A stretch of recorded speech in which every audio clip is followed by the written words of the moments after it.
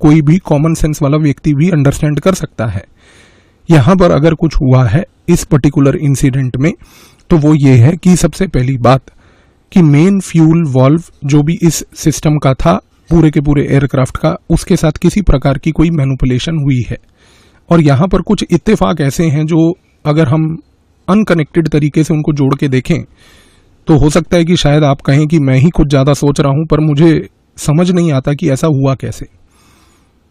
Airports पे भारत के जो कार्गो हैंडलिंग सर्विसेज थी बहुत लंबे समय से एक तुर्किश फर्म सेल्बी प्रोवाइड कर रही थी।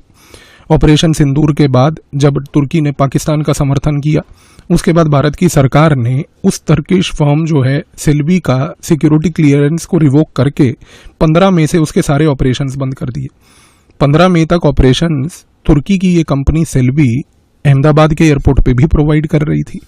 और इत्तेफाक देखिए कि 15 मई को तुर्की की इस फर्म का अहमदाबाद एयरपोर्ट पे सिक्योरिटी क्लियरेंस रिवोक होता है और उसके बाद 20 मई को ये सेल्बी की फर्म जो कि तुर्किश फर्म है ये गुजरात हाईकोर्ट जाती है। गुजरात हाईकोर्ट जाने के बाद वहां पर गुहार लगाती है कि हमारे को बेसिकली रिलीफ दिया जाए। गुजरात हाईकोर्ट इस मामले में कितनी इत्तेफाक की बात है कि 5 जून को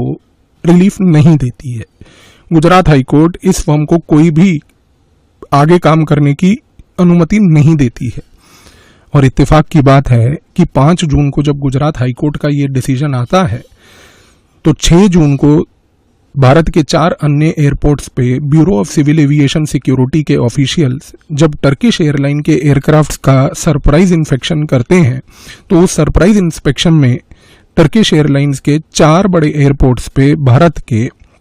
बड़े महत्वपूर्ण तरीके से इन्वेस्टिगेशन के दौरान पाया जाता है कि तुर्किश एयरलाइन वालों ने एयरक्राफ्ट्स के अंदर खास करके एक्सप्लोसिव रखे हैं कार्गो सेक्शन में। उसके बाद bureau of civil aviation security एक नोटिस इशू करते हुए टर्किश एयरलाइन को ये कहती है कि किसी भी प्रकार के ऐसे एक्सप्लोसिव बिना रिपोर्ट किए आप आइंदा नहीं ले जाएंगे। कितनी इत्तेफाक की बात है कि 6 जून को जब ये होता है उसके तुरंत बाद 8 जून को जमाते इस्लामी और उसके साथ उसकी जो पेरेंट ऑर्गेनाइजेशन है Indian people in solidarity with Palestine, वो खड़े होकर पूरे भारत में बॉयकॉट प्रोटेस्ट करवाती है। और वो बॉयकॉट प्रोटेस्ट होता है केवल एक कंपनी के खिलाफ जो है टाटा ग्रुप,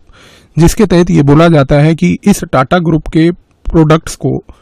कंप्लीटली प्रोहिबिट कर देना चाहिए और किसी भी व्यक्ति को इनके प्रोडक्ट नहीं खरीदने चाहिए, क्योंकि टाटा ग्रुप इजराइल के साथ खड़े होकर फिलिस्तीनियों को गाजा में मारने की मुहिम बना रहा है और उनको इजराइल को इक्विपमेंट सप्लाई करता है। कितनी इत्तेफाक की बात है कि 10 जून को सिख फॉर जस्टिस नाम का टेररिस्ट ग्रुप, जिसको अमेरिका ने पनाह देकर अपनी टेरिटरी में रखा है, जिसका लीडर एक खालिस्तानी सिख टेररिस्ट जो कि गुरपतवंत सिंह पन्नू नाम का एक आतंकवादी है, वो वहां पर बैठ के 10 जून को एक स्टेटमेंट देता है कि प्रधानमंत्री भारत के 15 से 17 जून जब कनाडा आएंगे तो कनाडा में आने के टाइम पे मोदी को एम्बुश करके किल करने की आवश्यकता है G7 देशों के सामने। कितने इत्तेफाक की बात है कि यही गुरपतवंत सिंह पन्नू पिछले साल अक्टूबर से बार बार धमकियां दे जा रहा है कि भारत के नागरिकों को एयर इंडिया के जहाज में नहीं बैठना चाहिए। कितने इत्तेफाक की बात है कि 6 जून से लेकर 10 जून के बीच में सेल्बी का गुजरात हाईकोर्ट पे वर्डिक्ट आना, उसके बाद टर्किश एयरलाइन में एक्सप्लोसिव पाए जाना, उसके बाद यहां पर जमाते इस्लामी और Indian people in solidarity with Palestine का टाटा का बॉयकॉट करना, और 10 जून को गुरपतवंत सिंह पन्नू आतंकवादी की तरफ से स्टेटमेंट आना कि मोदी को एम्बुश और किल किया जाए G7 के सामने, और 12 जून को ये हादसा हो जाना। एक चीज तय है, इसमें क्या एस्पेक्ट है बाहर का या नहीं है वो तो खैर इन्वेस्टिगेशन बताएगी, लेकिन एक बात जो तय है वो क्लियर है कि इस पूरे गेम में किसी भी प्रकार का कोई बर्ड हिट नहीं था। यहां पर आज इन्वेस्टिगेशन एजेंसी को सबसे पहले ये आइडेंटिफाई करना होगा,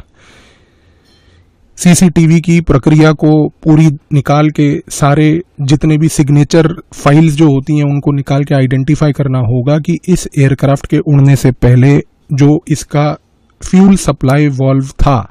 उसको आखिरी बार किसने टच किया था। यहां पर यह आइडेंटिफाई करना होगा सबसे महत्वपूर्ण तरीके से कि इस एयरक्राफ्ट के जो फ्यूल सिस्टम्स थे उसको चेक करने के बाद किन लोगों ने वहां पर हस्ताक्षर करके उसको अप्रूवल दिया था। सीसीटीवी से यह आइडेंटिफाई करना पड़ेगा कि फ्यूल वाल्व को आखिरी बार एयरक्राफ्ट के उड़ने से पहले कौन ऐसे व्यक्ति थे जो उसके पास गए जिन्होंने इसको टच किया, क्योंकि ये तो ना ही किसी प्रकार का पायलट एरर है, ना ही किसी प्रकार का बर्ड हिट है। ये जो भी है इसकी इन्वेस्टिगेशन करना बहुत ज़रूरी है, क्योंकि ये इन्वेस्टिगेशन इन बाकी फैक्ट्स के मद्देनज़र रखते हुए, जिसको मैंने शायद कहा कि हो सकता है मैं ही ज़्यादा सोच रहा हूँ,